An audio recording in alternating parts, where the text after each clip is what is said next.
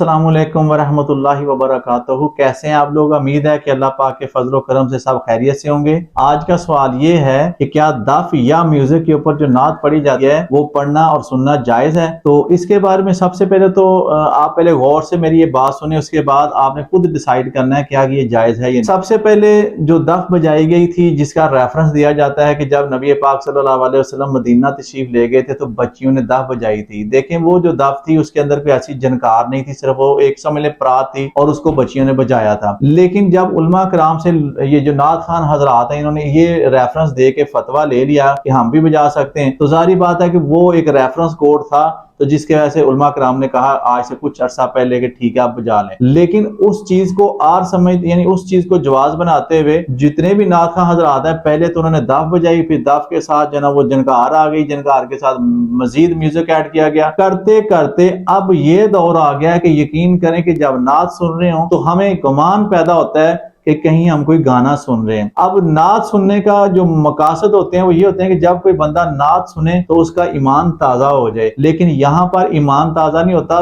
गाना ताजा हो जाता है कि यार ये तो उस ट्यून के साथ पढ़ा जा रहा है, ये इसका म्यूजिक तो उससे मिल रहा है। तो लिहाजा अगर ये दफ का आप रेफरेंस जो है ना वो वाली हदीस कोट करके देते हैं जिसमें ये सुना गया है उन्होंने बजाई थी, तो आप दूसरी हदीस वो भूल जाते हैं जिसमें नबी पाक सल्लल्लाहु अलैहि वसल्लम सहाबा कराम के साथ जा रहे थे तो एक बांसुरी की आवाज को सुन के कानों में अपनी उंगलियां ले ली, और उंगलियां निकाली नहीं बल्कि दूर जाके अभी उंगलियां कानों के अंदर ही हैं, और साहबा से पूछ रहे हैं कि आवाज बंद हुई है या नहीं, तो उन्होंने कहा जी बंद होगी, फिर आपने उंगलियां निकाली थी। तो ये जो इतनी सख्ती के साथ आप सरकार ने इस चीज की ममानत फरमाई है, क्या ये हदीस हमारे जो ना वो ज़हनों में नहीं आती?